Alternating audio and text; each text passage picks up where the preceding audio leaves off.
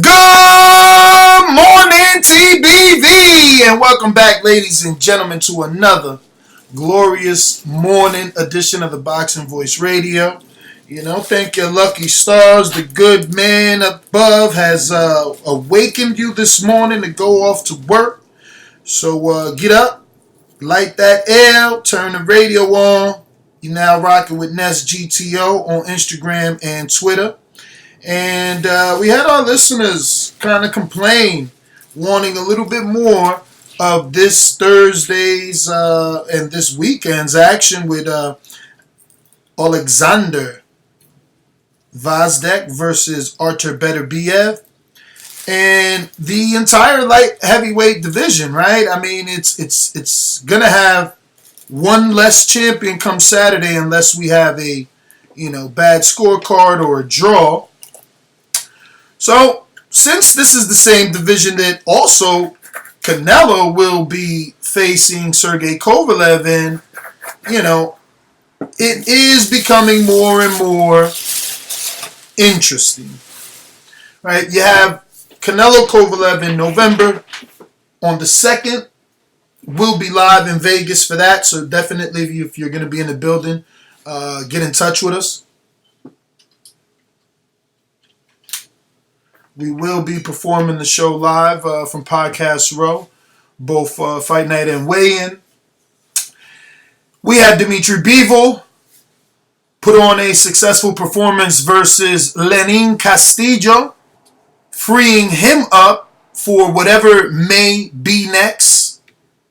And like I said, Kovalev and Canelo doing battle on November, and only one of those guys will be freed up. Right? Only one will move on to the next. And then we have Beterbiev versus Gvozdyk, and we will have one less.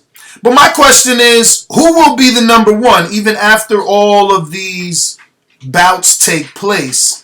Is it maybe the winner of Beterbiev and Gvozdyk because they'll have two titles? Because that's kind of how we've done it in the welterweight division. When Keith unified, we said, Keith is the number one welterweight. Off top. We can't act like Keith didn't fight more names in that welterweight division at the time. So it was more than just unifying, in my opinion. But the fact that you have two belts in a division, does that make you the clear number one? Or will it be Kovalev if he defeats Canelo and automatically gets thrusted into the pound-for-pound number one position for doing so? Will it be Kovalev because that fight is more glorified? It is considered a super fight. Will it be Canelo if he's able to stop the more legitimized 175-pound champion in Sergey Kovalev for the WBO? Is it Bivol with his culmination of wins at 175? Or is it Canelo with the win over Kovalev and his entire body of work, factoring in that he's a smaller man moving up two divisions? Who will the fans choose as their number one in a few weeks here? Obviously we'll get a decision from Beterbiev and Gvozdyk on Saturday night. But does that make them the clear number one? Or do you just make them a threat to the winner of Kovalev-Canelo?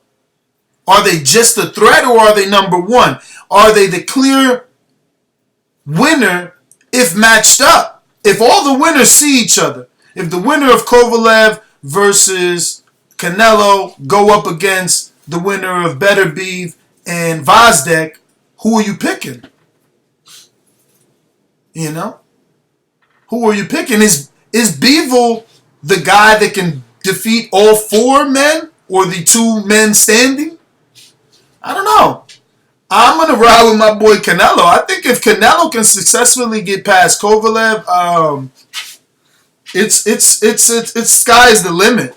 Bivol didn't really impress me. He definitely showed power. But Lenin was able to stay away from that power for a majority of that fight. And Lenin had success to the body. Lenin had success with the left hook. Last I checked, as my man Mr. PVC would say, left hook is a specialty of the Mexican, you know. And as far as Kovalev, it looks like Canelo is definitely taking Kovalev serious. You know, that'll probably be something we discuss on this weekend's or, this Thursday's previews and prediction later on tonight. But I am asking myself and definitely want to put that verbal poll out there. Who will you see as the number one come November 3rd? Has Bivol done enough to even be in the conversation coming off a Castillo unanimous decision? You know? Again, will it be Kovalev once he has that high-profile win, the scalp of a Canelo Alvarez? Can he truly be denied as the number one in the division? I'm pretty sure every other champion in the division, one belt, two belts, regardless, if Kovalev got that win, are going to turn their heads at Kovalev. They're going to want to do their next match with Kovalev because he is now a high-profile fight. Vice versa, if Canelo wins, all these champions are going to be like, well, I want a piece. I want to make that type of money. I want to make $14, $12 million and fight a smaller man. I think I can beat him. So, again, who's the number one? Now, I know that from a marketing standpoint, you might be saying, well, obviously it's Canelo. But, again, I think that it's got to be a little more than just marketing. You got to have the skill. Canelo is going to have to show us that he's going to be able to stay in this division because, again, I don't see it as a smart move to go up from 60 to 75 and then come back down. And obviously he can come back down gradually and defend his regular belt that never, gets called as a mandatory.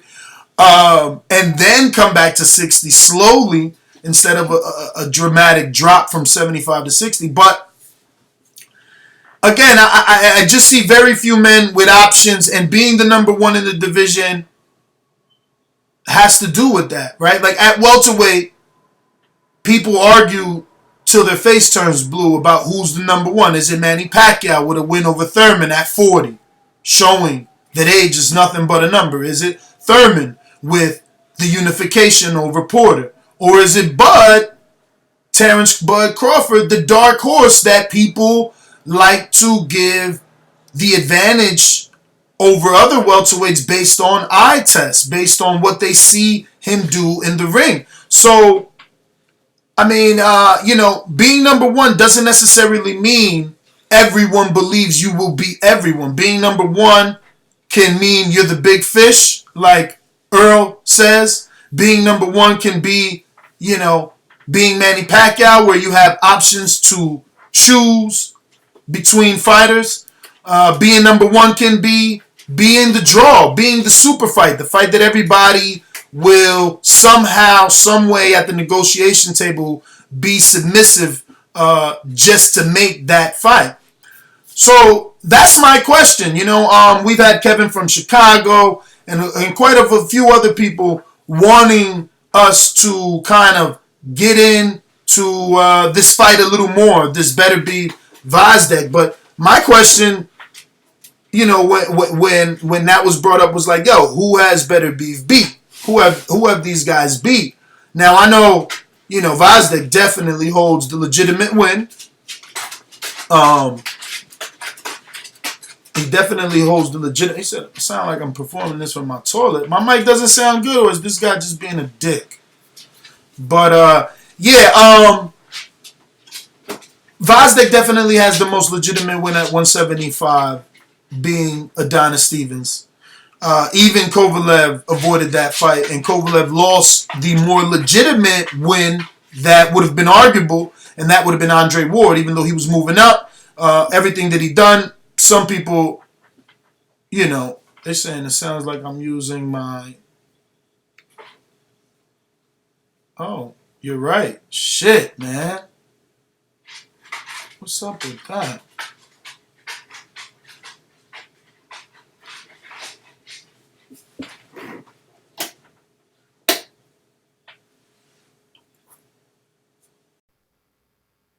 Here we go. What the fuck, bro? Could you, man? Oh, man, 10 minutes of the...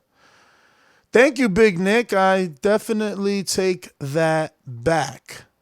First person to finally say something. They waited 10 minutes? Jesus Christ. Thanks. I probably will delete this show now. Well, fuck. I feel stupid now. Okay, so where was I? Now I'm kind of, lost. So anyway, again, I was doing this particular topic because people felt like we needed to shine more light, but I'm just like, all right, Beterbiev has really fought nobody. He needs this win, and Gvozdyk is the legitimate, WBC champ. So it's a good win for Gvozdyk. Can he get it? But I mean, I'm pretty sure Beterbiev is going to be questioned, man. I'm pulling them up, and I know these guys are doing what they're doing in a short amount of time, and that's the true, I guess, credit that they're supposed to get from us. But a guy like CYP argued that they're doing it in a short amount of time because they're older and they have to. And Beterbiev is 34 years old. We got guys like Mayweather that are already retired, but you got guys like Manny that are still fighting. So as far as Beterbiev, maybe I was a bit harsh. The Travaris Cloud win is good. The Jeff Page win is where he suffered adversity, got knocked down, but was able to get back up and knock Jeff Page out. Gabriel Campillo is a former world champion. Decent win, as by the time he fought Campillo, he was maybe like 8-0, something crazy like that. Decent win.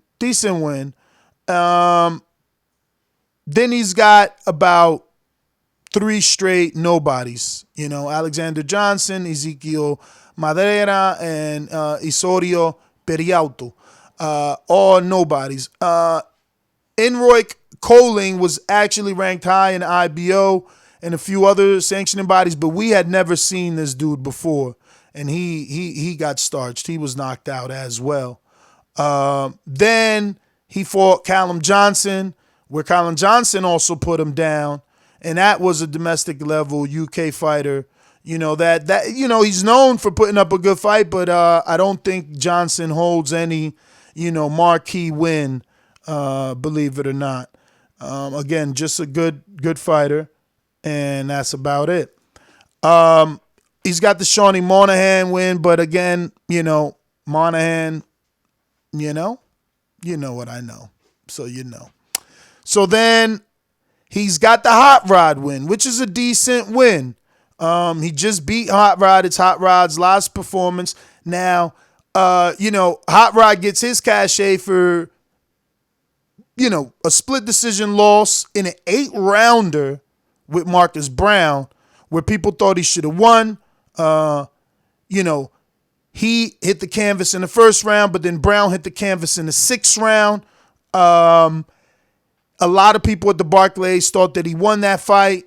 After that, he beat, local Gleason fighter Travis Peterkins.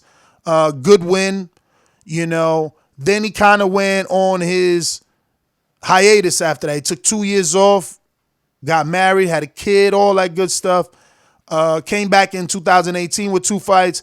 And this was his first fight of 2019. So he had since October off, and he didn't fight since May. So significant layoff, very good timing by the matchmaker, Brad Goodman, who I reached out to, man. I wish I had an email for him so I could get him on the show.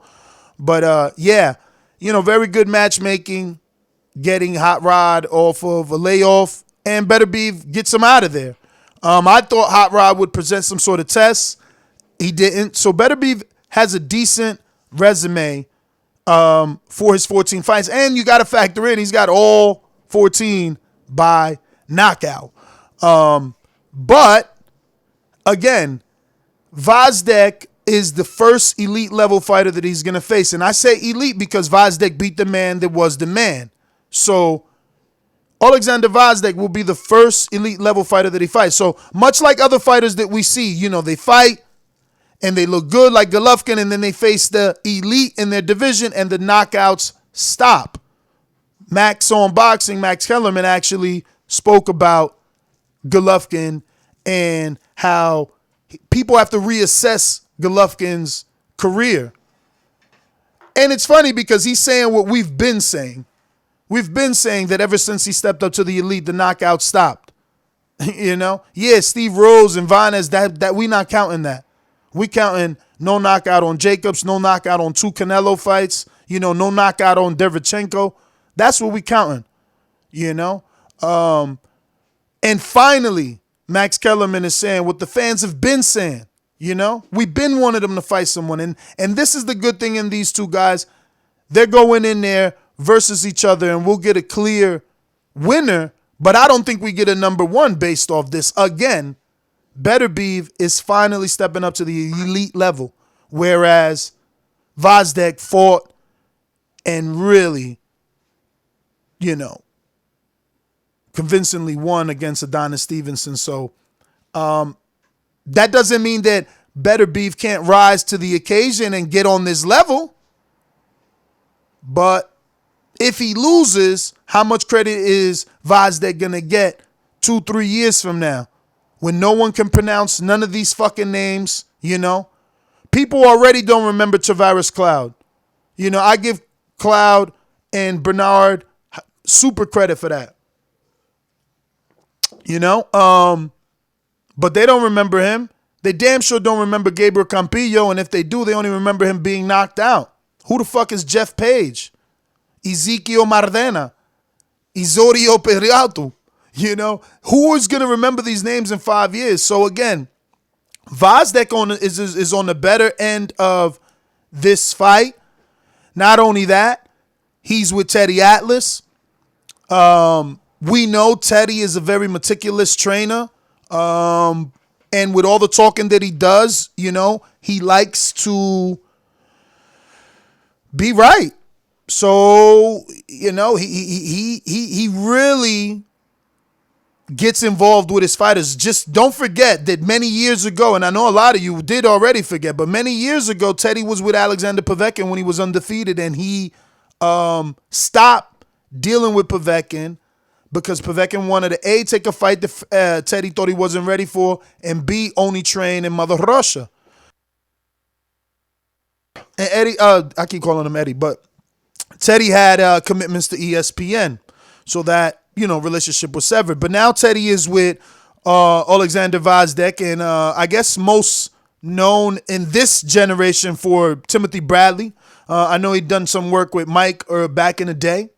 And I quote from Gvozdyk, Teddy demands a lot of his fighters, and I'm fine with that. Training camp is supposed to be hard, and we work together to come up with the necessary game plan to beat Beterbiev. Now, I just want you to know, these are his words. Even though his name is Oleksandr Gvozdyk, this man speaks really good English. I mean, all the Eastern Europeaners can take a page out of his book. And, Vasil is coming along well, but Vasil still definitely pauses and stuff. Oleksandr, I would be surprised. I wouldn't be surprised if someone said, nah, he was born here or he came at a young age and his accent is heavy because he travels back and forth, like something like that, or went to school here or something. Very, very good English. And I continue with the quote. Teddy is very picky, very particular. And this is what you need. Sometimes you cannot write yourself. Sometimes you think you're too tired. Sometimes you want to work more. But Teddy knows exactly what you're supposed to do. And there is no place for argument. First of all, he is a good person, because when I met him, I realized that, like I've said a lot of times before, this type of person is already under extinction, probably even non-extinction anymore from his professional qualities. Besides his qualities as a human being, he's very smart. He has over 40 years in this business, and he never lost any small detail, which is very important. And that's what I said. He's very meticulous, and he really takes control of his fighter's career. It's more father figure type of thing, and he wants you to allow him to guide you the way that he sees fit. Obviously, Oleksandr is doing that. Teddy's always been very praiseful of Oleksandr. And look, they got a very high signature level win. Now they're coming to a unified division with a credible champion amongst fight fans. You know, ever since Beterbiev bust on the scene, like even I called him the better beast in the division, and then I start seeing him get knocked down by like nobody. So I kind of pumped the brakes. But the rest of the fight fans really are still on the bandwagon. He's 14-0 with 14 KOs. You know, he's number 11 on BoxRec, which right there raises an eye for me. It's like, wait, a title list number 11 on BoxRec. Are all these people that much better than him? Maxim Vasilov obviously is no longer with us. BoxRec needs to get that shit together. Marcus Brown, is he better? After seeing what old man Pascal was able to do and knowing that he's been down in quite a few fights, Beterbiev is chinny himself, but he also has power. Will he not knock out Brown? Badu Jack. And again, remember, the BoxRec ranks you not on necessarily what you've done or who you fought, but what you've done, right? Who are those guys? How many stars and points? How many big-time fights have they been involved in? So Marcus been involved in a little bit bigger fights than the champion Artur Beterbiev, but I think that people would pick Beterbiev to beat Marcus Brown since he's shown, signs of going down.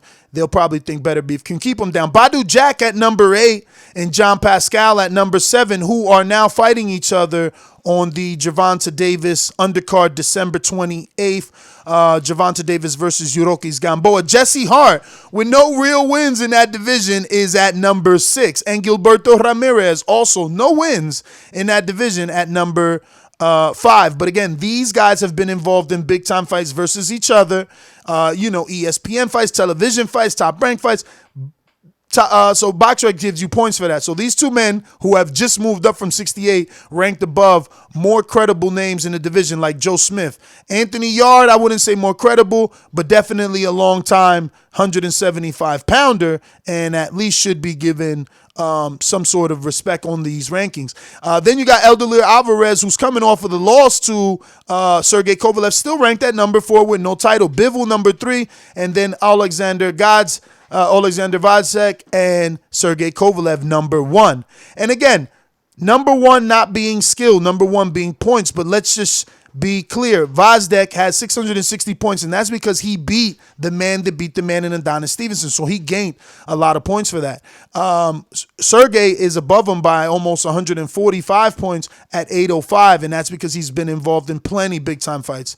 Bivol creeping up at 628 with not many big-time fights, more or less a good amount of secondary fights. Now, again, just to put things into perspective, look at where Gilberto Ramirez is at with a 425. That is not high at all, especially given the fact that this is his second division. He was a champion at 168, and Marcus Brown has never moved up and is already at 342. So again, it's about who are you facing, how big these events are, how meaningful they are on BoxRec, right? Obviously, having that title for Beterbiev puts him in that position that he needs to face the other champions and be recognized as a big name in the division, but a lot of names in front of him, especially with him being, a little bit chinny. Could he beat a Gilberto Ramirez with that height and that activity? I mean, I think Gilberto's a tough fight for anybody. He's got a solid chin, and that's what I'm saying. This is going to be Saturday night, the first time that Beterbiev steps up into the elite level. But yeah, I'm just posing the question: who will be the number 1 come November 3rd? Because we will have a clear winner from Gvozdyk, Beterbiev. Hopefully no draws, no poor decisions. Dmitry Bivol just beat Lenin Castillo, getting an easy, that's like a bye week, right? Like, I don't know nothing about other sports, but I'm pretty sure when you get a bye, it's an easy one, right? So he got the Lenin one, waiting for the other 4 men to really do battle. Canelo stepping up, taking on the biggest threat of his career, moving up 2 divisions to face Kovalev, a big puncher, number 1 on BoxRec, most credible in the division. And then you got Beterbiev stepping up to Gvozdyk, who is, the legitimate champion at 75. Even with Kovalev there, Kovalev decided to avoid Adonis Stevens, pull out of the purse bid that they failed to win, and say that he had a contract with HBO. Adonis went on to stay with Showtime and continue to defend that WBC versus whoever would fight him on that side of the street until Top Rank, ballsy enough, made a deal. And they got it. A vacant, I think a mandatory, something like that, which slid Gvozdyk in, and he took the, the champ at the time, the one that would have had any sort of lineage to the title. But that's all I'm really here to say. So I want you to hit that thumbs up. It'll help with the visibility of the show. I know quite a few of you are probably upset the first 10 minutes were shitty quality. Shout out to Big Nick, who I thought was just playing me, but obviously was keeping it real. I don't know how my mixer didn't connect, so you definitely heard me through those speakers the first 10 minutes. Poor audio quality. I do apologize. Going out to the callers, man. So first, the word from our sponsors. These calls are brought to you by El Camino Electrical Services, experts in electric vehicle charging stations. For consultations and turnkey installation, visit us at elcaminoelectricalservices.com. Remember to rate us 5 stars on iTunes. It is hard to continue developing new content and covering the sport as thorough as we do without contributions from loyal listeners like you. If you enjoyed listening to the Boxing Voice Radio and find it informative and entertaining, please consider making a donation. CYP Boomerang Cali up early. 6:28 over there. Early bird gets the worm. Tell him. Oh, yeah, you already know that. You already know. When you're trying to be great, you got to get your ass up. Anyway, man, look. 175. Well, you got a dude who was 40 years old that was reigning in the division, and another dude who got his ass kicked by a 168-pound great. And now you got another 160-pound great moving up to whoop your ass again. That division ain't worth no number one. And I damn sure don't think it's neither one of them two. If I had to give it to anybody, it would be Canelo if he beats Sergey. And if not him, I'm going with Gilberto Ramirez. I think it's very simple. Mexicans are great at boxing, but the issue is that they're undersized. So when you get a normal-sized Mexican like Canelo, you could be fucking great. And Gilberto Ramirez is oversized. And I'm going to tell you, let's be real here. I always keep it 100, and I don't care if someone's getting hurt. When you get the best European versus the great Mexican, the Mexican will whoop his ass. So there's no way if you got those two Mexicans circling around 175 that you can call a European the best. I know y'all going to be mad about it, but I bet you Canelo beat Kovalev ass. I bet you that. And then you can come back and be mad at me. Because they may stay away from Gilberto, but you can't stay away from Canelo. The Mexicans, the regular-sized, oversized Mexicans are going to be trouble at 175, 168. They're going to be trouble. Y'all can't do shit about it. So for me, it's going to be Canelo, but if not Canelo, it'll be Gilberto. I'm going to boomerang against somebody. Gilberto. So I guess he's giving Gilberto that positioning based off of eye tests, maybe what he believes Gilberto will be able to do versus those dudes. And you know what? It's kind of the same point I made. Can Beterbiev beat Gilberto with all the punches that he's thrown? Now, I know we've seen Gilberto look vulnerable, but that's versus a slick black fighter in Jesse Hart. Now, yeah, you'll argue, slick black fighter, who's Jesse beat? But he's still slick, man. He's still slick. He might have some defensive flaws and keep his hands down when he shouldn't sometimes, but he's still kind of slick and at least Gilberto went 24 rounds with him, if not less, a little give or take. I don't know. But hard to say that he'll be number one. I just think that right now, without watching Beterbiev versus Gvozdyk yet, because it hasn't happened. Yeah, I mean, if Beterbiev was giving Gilberto a title shot, I'd probably be picking Gilberto because I know he's going to outwork him. Beterbiev is going to feel that power. We know he's chinny. If he goes down, he's going to get a little bit, maybe reluctant. And this is just me assuming too. Look, So what that he's going down? He could end up being this generation's Tito Trinidad, right? Like Tito would go down, get back up, and handle business. And that's what Beterbiev is doing. At the end of the day, he's still 14-0 with 14 KOs. So he's touched the canvas, but he knows how to get up off that canvas and show us that he can come back from adversity. We're going out to Florida. Keem, talk to me. Buenos dias.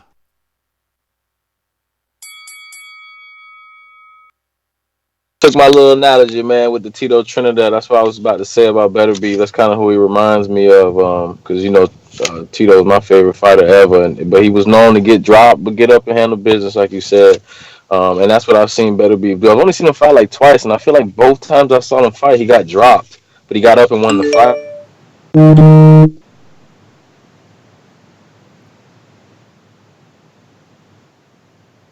Keem, you still with us?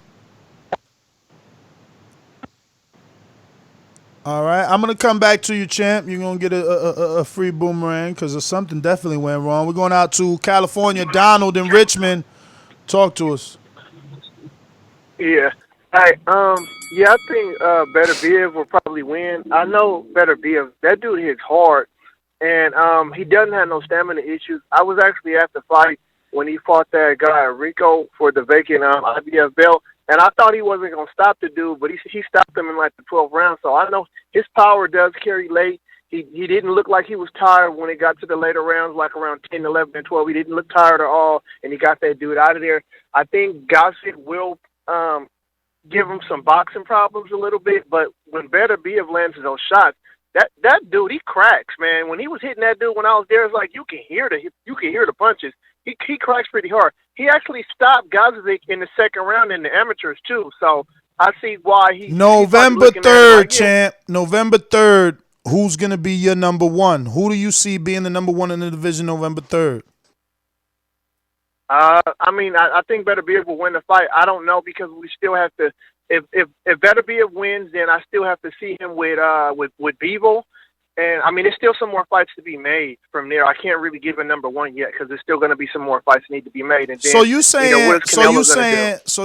that the winners of both of these fights, Canelo versus Kovalev and Beterbiev versus Gvozdyk, doesn't give us a number one in the division, but the winner of fucking Earl and Porter did? No, the winner of Artur and Pearl doesn't give me a number one in the division yet either. I don't agree on that. Earl's got 2 belts, and that's pretty much how could you say? Hold on. Anyway, your time is up, but I'm gonna just argue his point. Once upon a time, the world, and it really made the UK happy, called Kell Brook the number one welterweight. He beat Sean Porter to become the number one welterweight. He was already considered that amongst writers, even though his record didn't indicate that. He came over from the United Kingdom, beat Porter, I think, in LA, and became the number one welterweight, right? Everybody wanted Thurman and Brook to fight. Brook was IBF, Thurman was WBA. Brook went on his usual UK Bum of the Month tour, fighting Frankie Gavin, Jojo Dan, and some other dude, I don't know, man. Look his fucking record up, right? And Thurman went on to do what he did, fight Bundu, Chavez, Danny, Porter. People call Thurman number one. So, I don't know. Hard to say that there will be no number one, but look, it doesn't mean that your opinion is wrong. I'm just saying we got a guy with 2 belts on Sunday. We'll have a dude with 2 belts. And then November 3rd, we will either have a dude that beat a pound-for-pound number one or a pound-for-pound number one that moved up 2 divisions. And you telling me it's going to be hard to say who is who? I'm telling you right now, I'm going to repeat it. Maybe I know the audio was bad because I didn't connect the mixer by accident. I apologize again. But I'm telling you right now, Canelo moves up and beats Kovalev. He is the clear number one. He is the clear number one. For all the reasons I mentioned before. For the same reason that Earl calls himself the big fish, we all know who's the big fish when Canelo's involved. And when it comes to skill, you're talking about a dude moving up. You're talking about a dude moving up 2 divisions and taking on, the legitimate. Well, I can't say legitimate. I already said that about Gvozdyk, right? But he's definitely the number 2 in my division you know, number 2 light heavyweight, and definitely the more recognized light heavyweight. Like every time I talk about Oleksandr Gvozdyk, I feel like I got to tell his story, and sometimes I don't want to because of the way that Adonis ended up from that fight. But keeping the lines moving, Brandon in Cincinnati, talk to me. Yo, what up, Ness? Top of the morning to you. See you riding solo today. I'm gonna be honest. I haven't seen a whole lot of Beterbiev or Gvozdyk. I think I've seen 2 fights from each guy. I'm picking Beterbiev just off the power. I've seen Gvozdyk in a lackluster fight right before the Adonis fight. So I'm gonna say if Beterbiev beats Gvozdyk, I'm gonna put him at number 1, just for the simple fact that if Canelo wins against Sergey, I'm not sure that he stays at light heavyweight. I think he'll probably not even call the winner of that fight out. I think he'll attempt to probably get Andre Ward out of retirement. And if he can't get Ward out of retirement, he'll probably move back down. Canelo will. That's my opinion. So I'll say probably Beterbiev will probably be number 1, even if Canelo wins, because I don't think he's going to still be there. But that's pretty much my call. Hopefully you come back later. We got a couple hot, juicy topics you can speak of during the day. So hopefully we come back with another one. I don't know how much interest these Eastern Europeans are going to garner as far as morning show interest. But take it easy, Ness. I'll see you guys later. Appreciate you, man, for rocking out. And yeah, man, I'm just trying to cater to everybody. And it is a significant fight, but this is what I'm saying. It's a lack of promotion. When you think about Earl and Porter unifying, you felt super fight. When you thought about Jose Ramirez and Maurice Hooker fighting, it wasn't a super fight, obviously, because of the level, but I felt it. Like we wanted to see it. We talked about it. The push was there. I don't know if it's because the zone was involved in that, because sometimes we think that ESPN is the machine and that they do a great job promoting. So I don't know, man. I know that my girl Michelle Rosado has been doing a lot of promotion for this in the Philadelphia area. She had meet and greets with both fighters, Beterbiev and Gvozdyk. She did a lot of stuff, but that was fight week, man. That was fight week. So I don't know. So we got Shower Pum Done says Canelo number 1 light heavyweight. Get the fuck out of here, Ness. I'm asking you the question, okay? And yes, if he beats Kovalev, yup. For me, he's the number 1 light heavyweight. Why? Even though Kovalev wasn't the number 1, Kovalev is the more established. He's been in the division longer. He's got more wins than most. And if he can handle an experienced light heavyweight like that, then yeah, I don't think that he'll have an issue with whoever comes after, Yeah, I understand Kovalev has his vulnerabilities, but so does everyone. Just because we've unmasked, or should I say Andre Ward has unmasked Kovalev's vulnerability, doesn't mean that Oleksandr Gvozdyk doesn't have one, and Artur Beterbiev hasn't already fucking showed you that his chin is what needs fucking, protection. So what are you saying to me? That if Canelo hits this dude with a fucking left hook to the chin, he ain't going down? Because Jeff Page put him down. And Hot Rod put him down.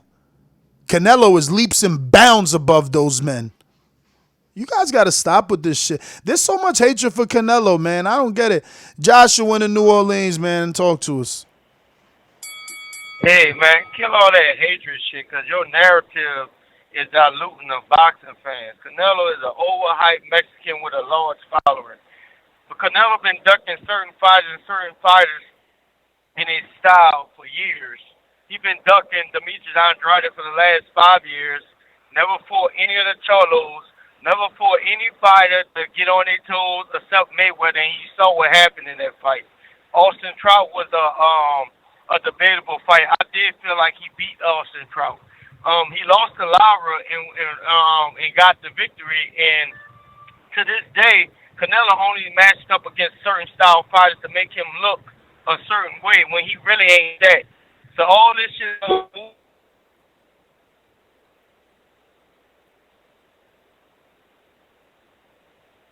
See, Mexico took his internet for bad mouthing Canelo. You can't bad mouth Canelo, champ. Look at what happened. You there or what?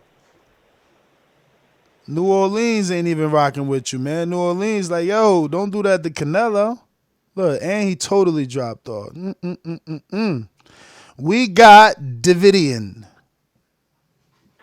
Hey, good morning, Ness. How you doing?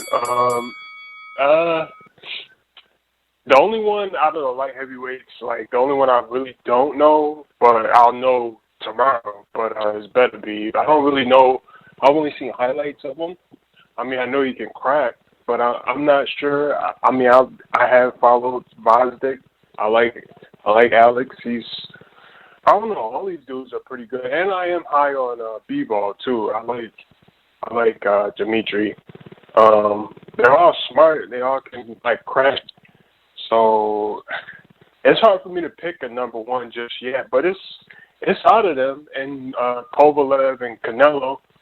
I might be one of the crazy ones, but I honestly think Kovalev is going to beat Canelo. But I don't know, because I like Canelo, but I don't know. It's a dangerous fight for both of them. So I wish all these guys nothing but the best, though. But out of all of them, we're going to figure out who the numero uno is. So, yeah, it's going to be interesting. But, yeah, that's my call. You have a good one. All right. Davidian, thanks for calling in. We're going out to Mike in Michigan. Talk to me. Yo, yeah, I'm a big Beterbiev fan, man. I've been watching him for a few years now. I'm a big fan. But to the question, Canelo easily number one in the division. To me, he's number one boxer in the world. So, of course, he's gonna be number one light heavyweight. But yeah, I'm a big Beterbiev fan though. I'm really excited about the fight. I was kind of mad to see what he did to my boy Superman Adonis. So I'm really gonna be rooting for Beterbiev to get the knockout against him. And I don't like Teddy Atlas either. So I'm definitely rooting for Beterbiev this weekend. And I remember when Andre Ward and Kovalev fought for the second time. I thought Andre Ward was going to fight Beterbiev. I was really looking forward to that fight. But he ended up retiring. But I'm a big Beterbiev fan. I mean, I know his resume.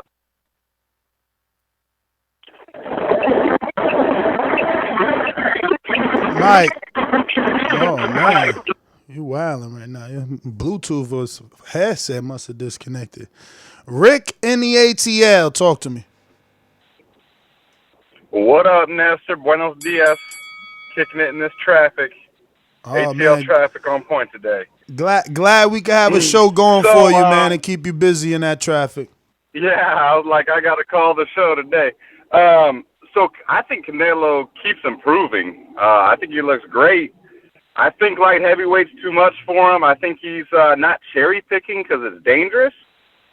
But, I think Kovalev's just at the end of his rope, so I think that's a good fight for Canelo. He could lose, but I think he's going to win.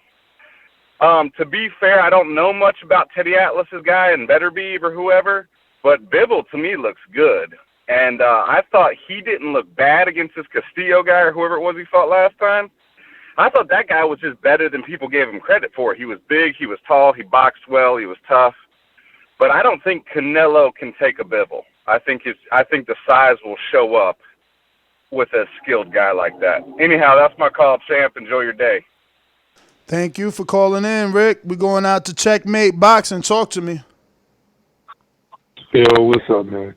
Hey, I just personally think it's impossible for Canelo to beat number one 175-pounder, and it's his first fight going up. This is like calling him number one 168 because he beat Rocky Fielding. So now you're saying Rocky Fielding is Kovalev. That's what you're saying? You're showing that you're a casual fan.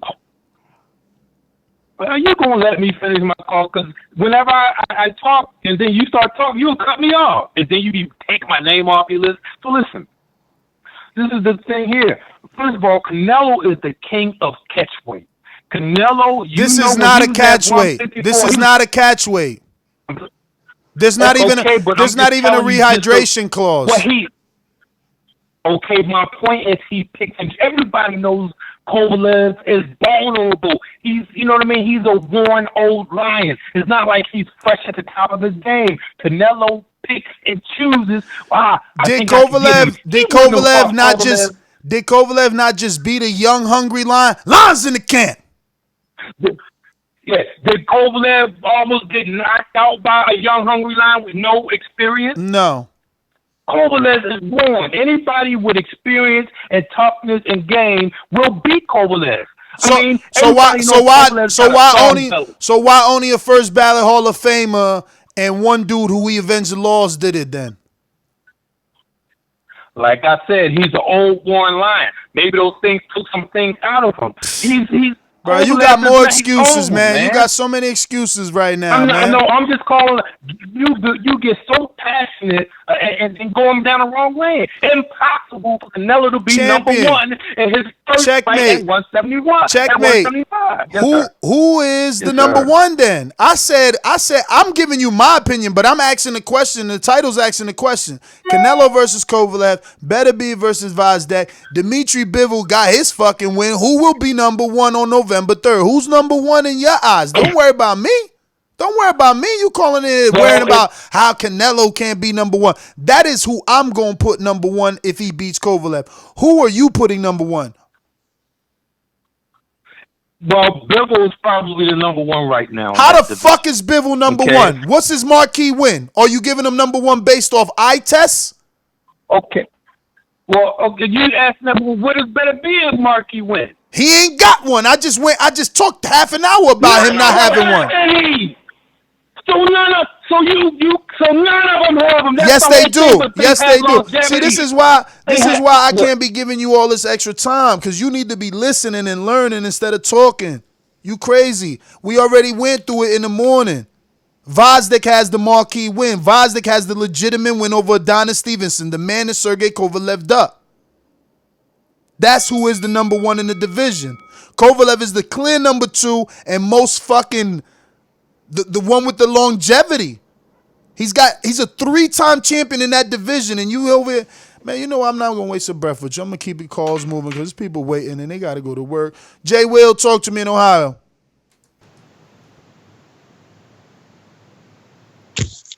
Hey. What's up, man? I think it's going to be Kovalev. Kovalev's going to be number one after that weekend. This is why Kovalev's going to end up beating Canelo, not because Canelo's not great. It's just Canelo's biting off a little bit more than he can chew. I'm even going to break down what's going to happen in the fight. What's going to happen is he's not going to really be able to deal with Kovalev's jab. He pretty much lost the first fight to Triple G off just the jab alone. Triple G couldn't land nothing but the jab, and almost won in the fight, but he got a draw. The same punch for Triple G worked in the rematch. It was the jab. And I think Kovalev's jab is much harder, a little bit sharper, and I just think, Canelo's going to be stuck. Now, if Canelo gets that favorable decision, of course he's going to win, but if it's fair judging, I don't see how he beats Kovalev. I don't see how he gets inside the jab and land those body punches that everybody's been talking about. I don't see how he's going to get the land not getting around that jab. So basically you're saying if and when Canelo beats Kovalev, he is your number one. I'm saying Canelo's going to lose. I know. He's not. I know, but if the man that you think is going to lose turns around and beats you, how could you not call him number one after that? You still going to say it was a cherry pick all of a sudden? I never considered this a cherry pick. I know not you. I know not you. I'm just saying what the public's saying. Oh, no. I mean, I would have to, that's a good question. I would have to say Canelo's the number one by default. Exactly.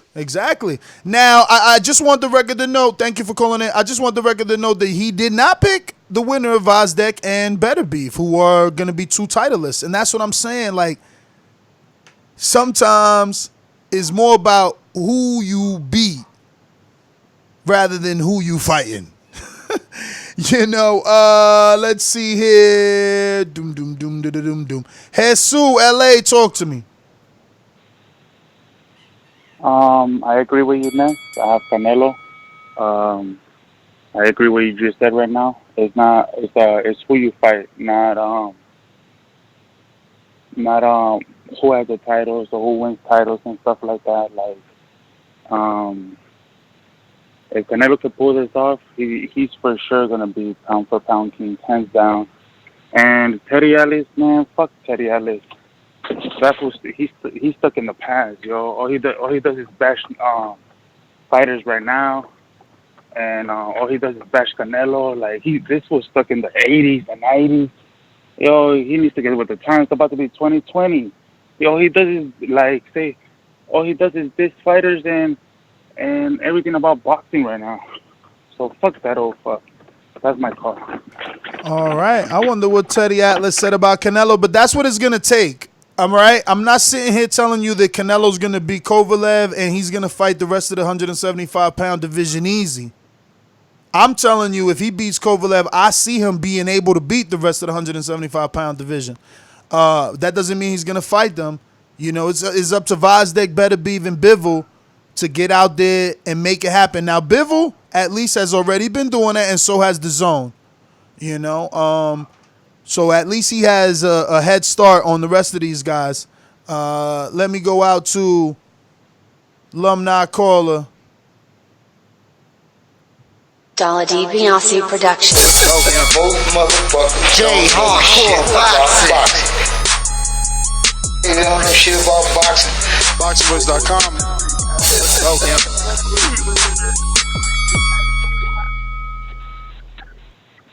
Whoa. Good morning. Interesting topic. Hey, man, I appreciate you pronouncing the guy named Gvozdyk, man, because I'm covering the fight this week, and I swear I didn't know how to pronounce that name, so I really appreciate that. I'm very interested in this fight. They fought in the amateurs, and Beterbiev beat him in the amateurs, and I think they said he broke his nose. So with that said, you know, I think that's a psychological thing over him, you know what I mean? So I am interested. I feel, though, that it's not a walk in the park with Kovalev over with Canelo. I feel, though, that Kovalev, he's still got that jab, which is a nemesis for Canelo. Kovalev, I still think he can box his ass off, and we can all say that for sure. And I feel, though, he's going to rise to the occasion. I believe it's a 50-50 fight.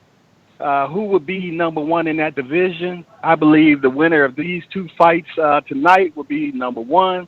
And if Canelo beats Kovalev, and if he would fight the winner of this weekend, I just don't put that much stock in Bivol. I'm sorry, I'm just not there yet. I'm not on the bandwagon.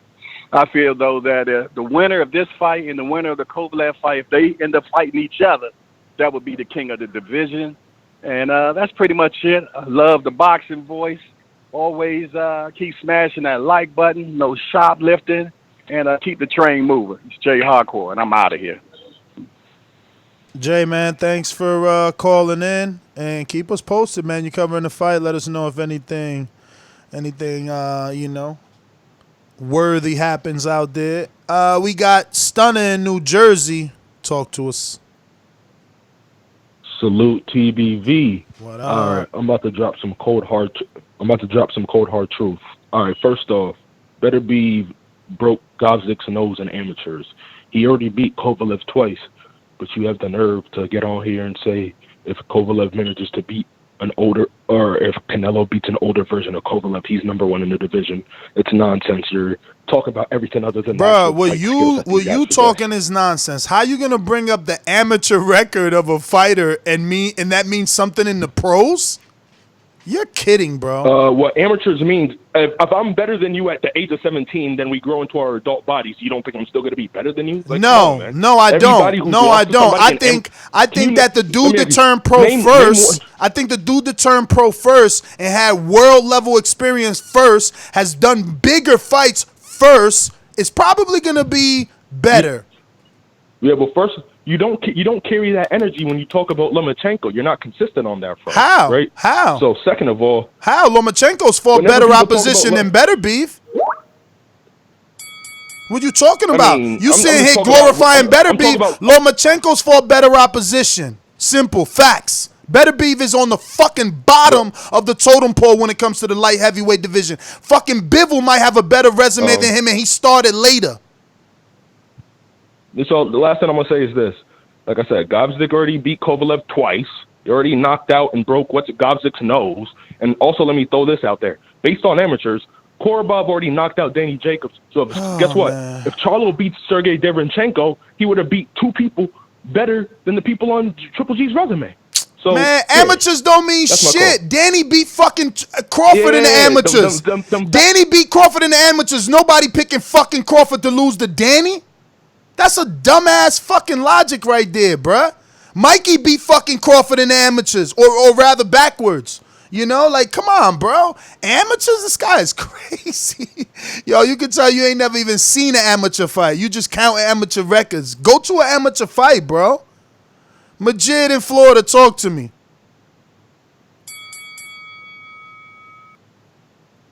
Yeah. Yeah, man.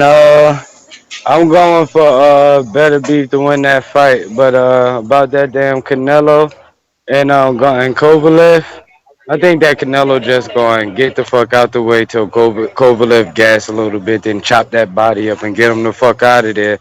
But I think that is a respectable fight, and I feel like people need to put some respect on his name because, like you said, if Demetrius Andre want him so bad, why don't he follow the footsteps, go up to 168 and grab a belt?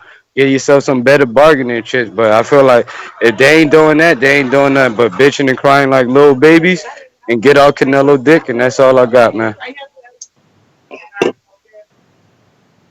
Majid, thanks for calling in. We got Boomerang in Texas.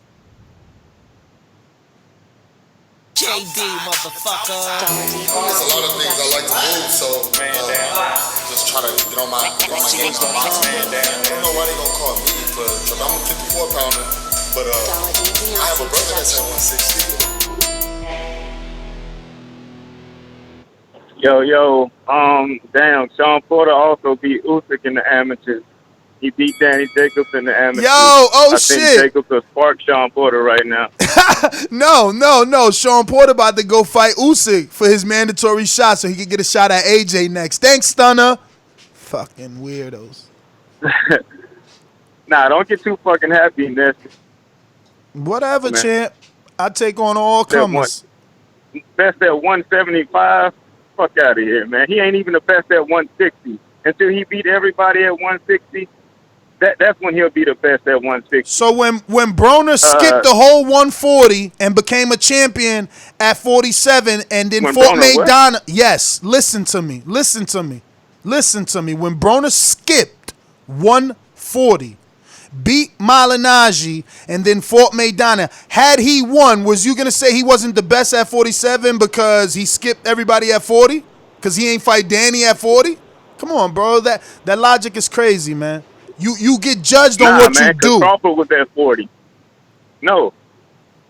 Crawford was not at 40 when Broner skipped 40.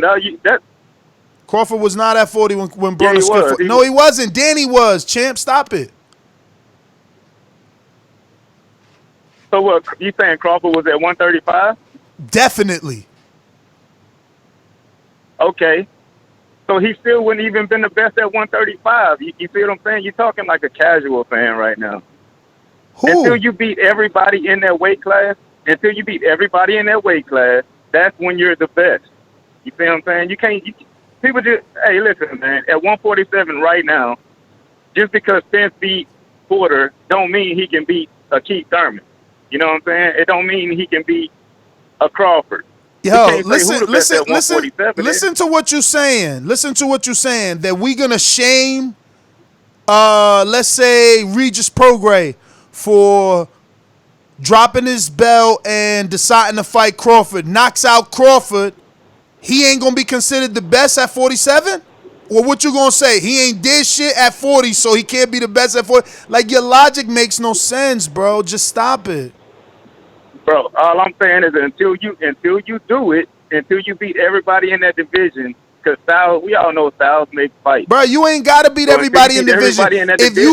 If you beat the best in the division, you are the best. So you telling me Andy Ruiz gotta go beat? Okay. Who's considered the best right now? Simple. Who the best at? Listen, Ness. Who the best at 147 right now? Earl. We don't know. Earl. We don't know. Earl. Bro, a lot of people say Crawford is. Well, a lot of people said Thurman was. So keep that same energy. When Thurman did what he did, he was considered the best welterweight. Let's just stop. Earl did what he did. He considered the best welterweight. Why y'all? Yo, it's crazy. So dude's getting credit for fucking just being in the division, fighting Kavalaskis. Man, get the fuck out of here. Not on my watch, man. Not on my watch. I ain't even trying to hear that shit. Crazy as hell. You don't get no eye test best in the divisions. PBC, baby. BoxingVoice.com. Come to fight. Canelo talking about he believe he can win. Go to my kitchen. Get the sharpest knife. And cut the bullshit out. I don't care what you do good. I do every fucking thing great. Mr. PBC, baby. Good morning. Good morning, S. Good morning, TBV. Canelo beats fuck, I forgot his name. Kovalev. I would give it to him. I mean, but then I will also give it to him if he beats Andre Ward. And this is not just beating him. If he beats him in a better fashion than Canelo's all his fights. If Canelo steps up and like does some dramatic shit to Kovalev, I would really give it to him as someone in the best in that division. Because if he does that, he's moved up and just destroyed Kovalev. I mean, you have to give it to him. Everybody has to respect that, but Canelo, he still passed up a lot of people, and I don't give him credit for just jumping around, making it seem like he's the best. Who he passed up? But I would like to see Charlo. A lot of people he passed up in the weight divisions that he didn't want to fight. I mean, he beat some dude named Rocky. Yo, you know, it's funny to me. It's funny to me. People got a list of names of that Canelo didn't fight. Who Charlo for? Or rather, should I say who Charlo didn't fight? Oh, I know who. He ain't fight Andre. Who else Charlo ain't fight? Oh, I know who. But, Jacobs. But didn't they say he was the best in that division too? Who? So if he's going to be the best in all these divisions, well wasn't Triple G the best? Was Triple G the best, or was Triple G the best? Was Triple G the best, or was Charlo the best? Who was the best? Was Triple G the best, or was Charlo the best? I mean, it's debatable with Triple G because his record is very, very, questionable. So Triple G's record's questionable, but not Charlo's. Hey man. Oh, okay. Hey man. I know. I really want to see Charlo fight the best of it. I mean, Triple y'all G, crazy, man. Y'all gotta stop this, man. Y'all gotta stop this. Canelo ain't fight this guy. Canelo ain't fight that. Well, I want to see Charlo Andre. I want to see Charlo Andre. Andre ran up on Charlo numerous times. I ain't a promoter, bro. He went to his press conference. I ain't a promoter, bro. You know what I'm saying? Andre running down on him. Jamal Charlo ran down. Jacobs ran down on him. Oh, there you go. Why that fight ain't get made? Nobody ain't got no answers there. I gotta go, man. I gotta go. Why nobody ain't got no fucking answers for me? Canelo got to fight Andre, Charlo, Jacobs, Triple G, but none of them guys can fight each other? Oh, I see. The Eastern European, at least he fought fucking Canelo and Jacobs, right? Yeah, Triple G at least. Where the fuck is Charlo and Andre fights at? Why they ain't fighting Jacobs? Nah, one is my boy. We grew up together, and the other one, I don't even know why he don't want to fight him. Because Danny Jacobs was on video counting his pockets. You ain't seen no M's yet. Oh, there you go, running down on him in Barclays Centers. You know? So come on, man. Come on. I don't get it. I don't get it.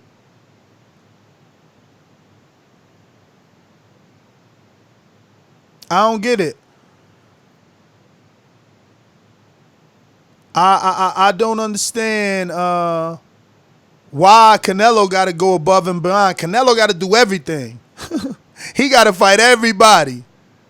Jacobs right now about to fight Julio Cesar Chavez, someone Canelo beat, someone that people didn't even want Canelo to fight. But all you fanboys, nice and quiet. Now, no smoke for Chavez and Jacobs. That's cool. It's all right because it's Jacobs, huh? It's all right. Cause he need that sore fight after the Canelo loss. Cause he fought. And hey, Ness, come on, man. Yo, he fought Triple G, man. He fought Canelo, man. Let him get this fight, man. He trying to build his name, man. But Canelo couldn't do it when Canelo fucking did it. But Canelo got to fight Charlo. Jacobs could fight Julio Cesar Chavez. Did Jacobs beat Gennady? No. Did Jacobs beat Canelo? No. So why he getting a pass from fighting Charlo? I mean, the silliness out your mouth, man. Fucking silly. Crazy. Joshua in New Orleans, talk to me. I know you dropped off. Yeah. No, yeah, thank you for coming back. I'm glad you put me on after this. It's not silly. It's your narrative. And anytime somebody doesn't agree with your logic, you think it's silly. Canelo been ducking these fighters since 155 when his fat ass couldn't make 154 when he was pulling up fighters like Amir Khan and fighting fucking one of them Liam Smith's brothers when he had the chance to fight the Cholo at 154 when they both was there. He had the chance to fight DeAndrade. So all this shit about Canelo and we saying this, we fanboy. No, Canelo been ducking fighters for years. And I know why he's doing it because he got faggot ass Oscar De La Hoya. Yo, let me tell you, Joshua, you earned yourself some new time, all right? Don't even say another word. I'ma just Google Canelo. I've done this before, but whatever. I will body you on live TV. It's okay. I've done this before, though. We're going to do it one more time, okay? Jesus Christ. So you choosing to say Jamal Charlo is the one he ducked, right? Right? Listen, yes or no? Yes or no? I said Charlo. She ducked both of them. Okay. Listen to me. No, listen. Just hear me. Just hear me.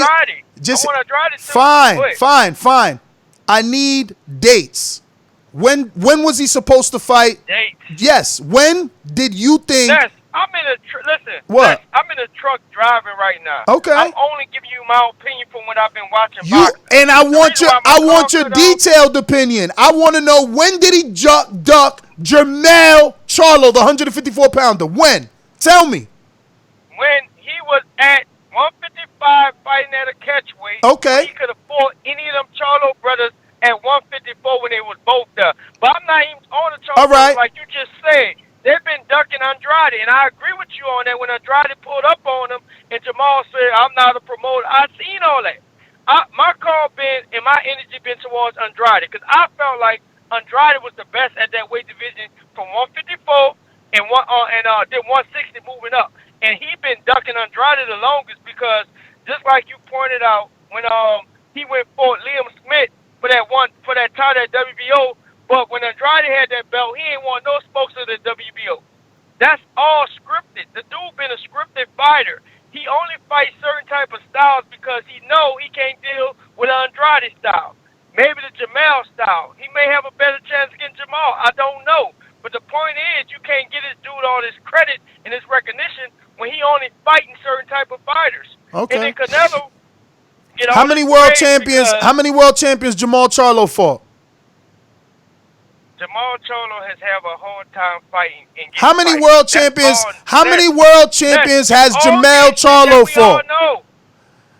Bruh, you listen. This is not how. This is not how you get more time, because you can't tell me they have a hard time getting fights when they were signed to Shelly Finkel, Al Heyman, Oscar De La Hoya, Richard Schaefer. They've had the cream of the fucking crop, man. Okay, well they've been ducking in. Okay, what you want? But guess what? Canelo done fought less dudes who deserve it, but Charlo is more deserving of it. Charlo been around his weight class. When? So you sit up there just give me a date. Give me a date. Give me a date. Jamal didn't fight nobody, but Jamal pulled up. But Canelo pulled. Give me a date. Give me a date. Give me a date. Give me a date. He can't get no fight because the cash cow is running. Okay. So when it's a Spanish dude, he's running, right? Because he's fighting Khan. Canelo been running. Let me talk. You can't talk alone.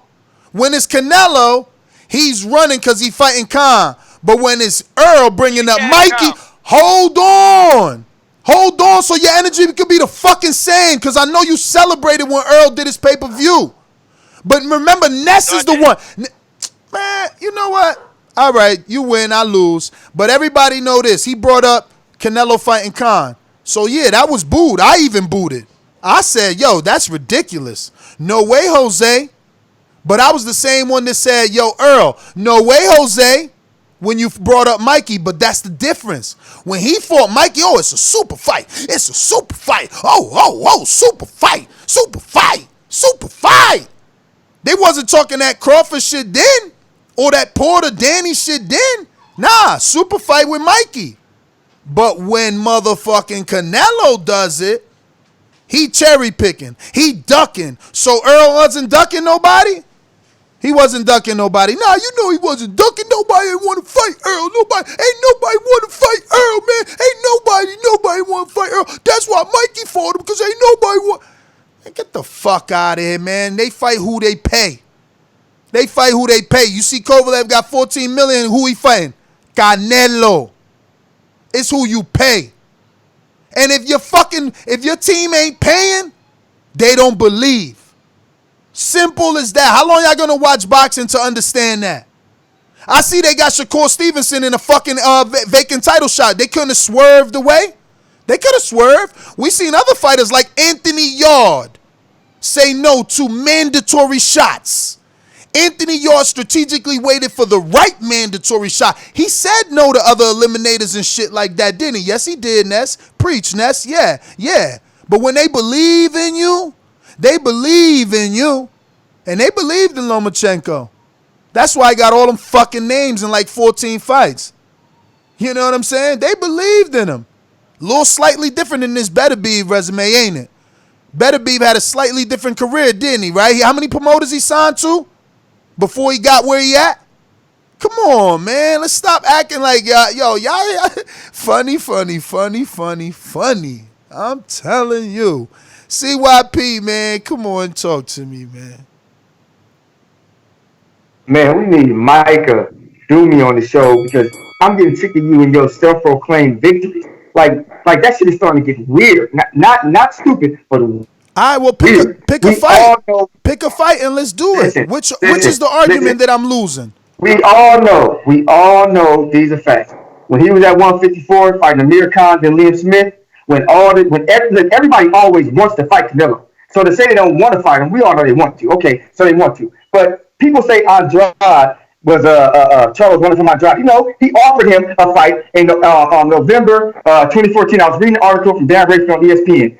Andrade and his team turned it down. They said they wanted more money, even though they offered him a career-high payday. So anybody that can say that he does Andrade, you're a fool, because that's a real offer given to the man. It was more than he's ever made. And it wasn't a goddamn pay-per-view. Neither one of them were big stars in 2014. He didn't want to fight. That's factual. You talking about? Can I ask you a question? Hold on a second. Hold on. I brought that up to you. Yeah, but don't worry. But don't worry. Hold on.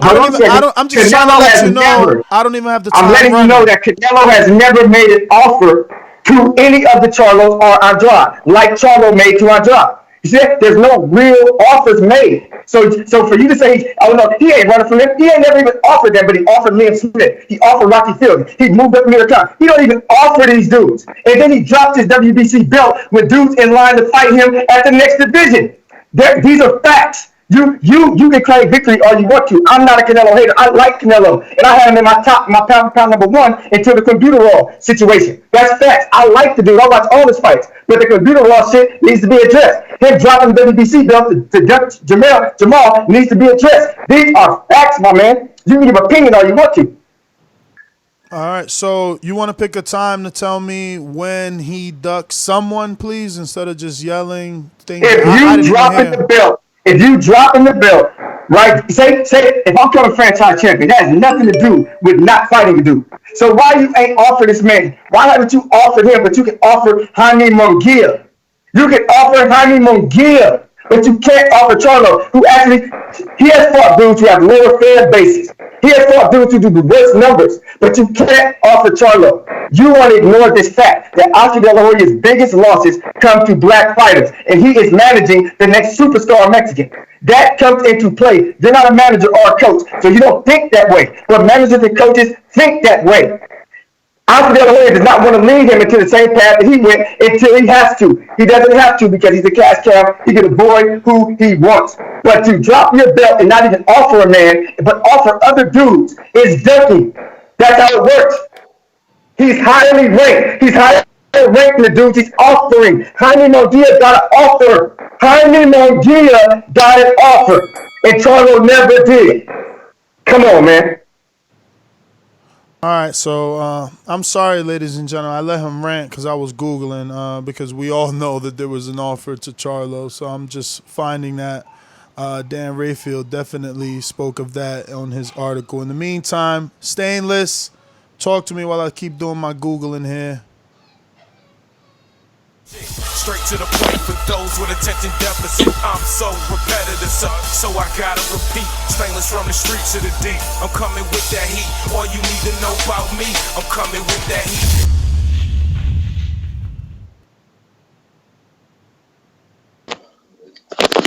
heat. Yo, my bad. I was pushing thumbs up on the show. What's good, Ness? You by yourself today? Chilling by myself. I'm with y'all, man. Never alone. Man, so you picked the topic you knew you was gonna have to debate on, huh? Nah, man, I didn't know it was gonna turn out like this. Wait, well, I mean, you know how I am, man. It's too close to the fight now for me to be talking about what could have and should have been. I think that is an interesting, you know what I'm saying, conversation and topic though. If Canelo goes to 175 and beats Kovalev convincingly. Personally, I ain't gonna want him to come back down to 160, 168. You know what I'm saying? I hate to see. I'm pretty sure that he could, but I hate to see that Roy Jones shit happen to him at this stage. You know what I mean? So if he beats Kovalev, I don't know. I would kind of rather see him fight Bivol and Gvozdyk first because I think Gvozdyk or Beterbiev, you know, whoever wins that one. I think they have a little bit more power than. So Stainless, sorry to interrupt, man. I know you don't want to talk about this, man, but I found a little something here I think the world needs to know, right? So Canelo's been already on record saying, yo, Andre doesn't represent a challenge to me because he hasn't done anything, right? Like we all heard that, right? That just came out. Okay, good. Just as long as we're on the same page. So... And he's a boring fighter. You said that too. And he's a boring fighter. Yeah, but when you're a boring fighter and your title really doesn't mean anything, when does it mean something to another fighter? When the money, right?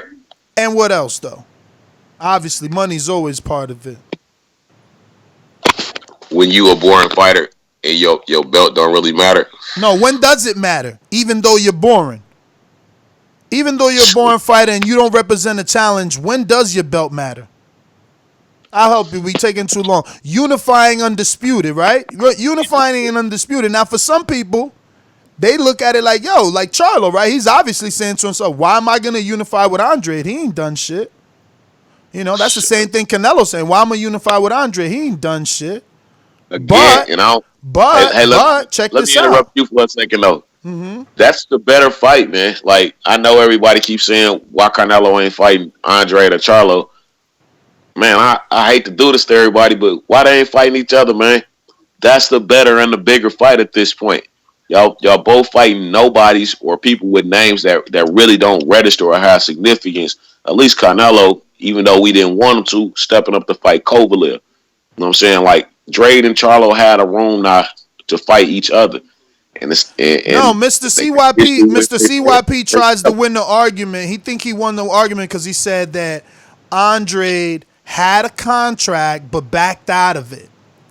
Cool. So what, we can't renegotiate? Because how many times did Canelo renegotiate with Derevchenko and with Gennady Golovkin? You know? How many times has Canelo renegotiated in any of his fights when people are not satisfied? But all of a sudden, Andre and Charlo had one contract, and Charlo's on record saying, man, fuck that. I don't need to fight him, bro. We had a deal. Why you back out? Like, every fighter in the world doesn't back out when another entity is offering them a huge contract. Like, especially since now he got more room to work. We just gonna leave that out. We gonna be CYP to win an argument. Leave out the fact that Andre backed out of the fight because Rock Nation came with the bag, and he was always with a small time fucking promoter and never could get on TV because he was with a small time promoter. And finally, someone showed interest in him, and he wasn't supposed to take it, according to Mr. CYP. No context, huh? No context. But yo, as I always say, please make sure you push that thumbs up. Share this in every episode of the Boxing Voice podcast, because it's TBV for life. And if you ain't on Patreon, it's because you're stupid. Shout out to El Camino. Peace. All right. So check this out, ladies and gents. August 1st, Canelo Alvarez is the WBC champion. He is the WBA champion. He is the IBF champion. Now, I will tell CYP, I'm not 100% sure right now if he was already named Super Champ by August 1st. But there's no mention of that on this Dan Rayfield ESPN article of August 1st, where he has all 3 titles and where it says that he was in negotiations and attempting to be undisputed with Demetrius Andrade, but the IBF got involved, right? So, and I quote, "It's crystal clear from the correspondence that on July 26, 2019, Golden Boy matchmaker Robert Diaz, on behalf of Golden Boy Promotions, agreed that Saul Canelo Alvarez would relinquish the IBF middleweight championship title with no further negotiation or purse bid if there was no complete deal between him and Derevchenko. By the agreed-upon extension deadline of Monday, July 29th at 3 p.m., people wrote in the letter, a copy of which was obtained by ESPN. As of today, August 1st, the IBF has received that there is no such deal. Golden Boy and Alvarez had made a last-ditch effort to keep the title by asking for an exemption to mandatory defense against Derevchenko, saying Alvarez would Alvarez would fight a unification bout with counterpart WBO Demetrius Andrade. The IBF rules allow unification fight to trump a mandatory defense, but only if the request is made within a specific time frame, which Golden Boy did not adhere to, according to the People's Letter. As to Golden Boy's request of August 1st, 2019, for the approval to allow Alvarez to unify the title, once again, this is now their second attempt on August 1st, for the approval for the unification with the WBO middleweight champion Demetrius Andrade on or about October 29th. So he was trying to set up the fight for October with Andrade. IBF Rule 10F5 does not allow a boxer to request an exemption since the IBF has sent out notice of the date of the purse bid, Peoples wrote. In this case, the notice was sent out and the purse bid had been postponed. In addition, the boxers who were involved in the purse bid are not permitted to take any intervening bouts. And if the champion does not take an intervening bout, he will forfeit the title. Rule F10 for foregoing reasons by the IBF hereby declared the middleweight vacant. So the bottom line here is he tried twice to make it undisputed, and he couldn't because, according to the IBF and their rulings, he didn't meet the deadline to ask for the exemption. So, when he got stripped of one title, he kept it moving because, again, Andre doesn't represent a challenge, but he would have represented undisputed, much like Crawford to Undango.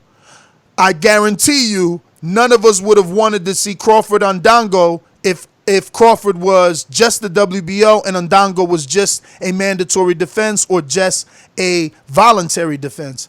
The belts gave him validity. And that's what this situation would have been. So maybe this isn't enough for you guys, but I see 2 negotiations here, 2 attempts. I'm satisfied with that, especially when Canelo has, I don't know, 14 world champions that he's beat. How many world champions Andres beat? How many world champions Charlo's beat? How many world champions Gennady beat? Maybe 5 Gennady? Okay, I'll wait. You know? JD Boomerang. Yo, it's the damn deal, man. This is starting to get a little frustrating, man, because, you know, once we start talking about Charlo and Andre, we got to be worried about how many champions they beat when a guy like Rocky Fielding, you know, he can just slide through the door and just get a contract just because he weighed 168. You know what I'm saying? Fuck out of So here, when man. Canelo was gonna fight Floyd, you telling me that me, Nesta Gibbs, and there was plenty more, but you saying that I was saying he ain't fought nobody. He ain't fought nobody. He don't deserve a shot. They going for a money shot. And then I got quiet when he fought Trout. So people need to fight people, man. That's just the way it go. You don't get a shot just to get a shot. Now check this out. We're not going to act like, you know, who's the 154 champion right now? I don't know, Julian Williams. We're not going to act like he didn't get his ass flipped by Charlo. We're not going to act like that. You know what I'm saying? Like, you on here talking like Charlo ain't really did nothing. Man, listen, man, that was a top fight at the time. Yo, let me ask you something. Whose reign is better? If both retire today, whose reign is better? Islandri Laura at 54 champion or Julian Williams at 54 champion? Well, Julian, you know they up and coming, man. You asking dumb questions. No, I'm not asking a dumb question. No, I'm not. I'm fucking showing you who Canelo fought. You can't. Okay, so Charlo fought Julian Williams. Big fucking deal. You know what I'm saying? That's a great win. But so is Laura in his prime. So is Trout in his prime. So was fucking Cotto. Seconds. Stop it, man. Stop it. Man, your man got one win. No. Let's say you won. Let's say, all right, fuck it, dog. Julian Williams is a great win, and I ain't got no comeback. Where's his next one? Hold on. What's his next one? Fuck that. I want to go back to something you fuck said it. What's earlier. Andre's first one? What's Andre's Julian Williams? What's Andre's Julian Williams? Seconds. Listen to me, man. No, tell me Andre's Julian Williams. Listen, Exactly. Hold on. He ain't I'm got answering one. You right He now. ain't got I'm one. answering you right now.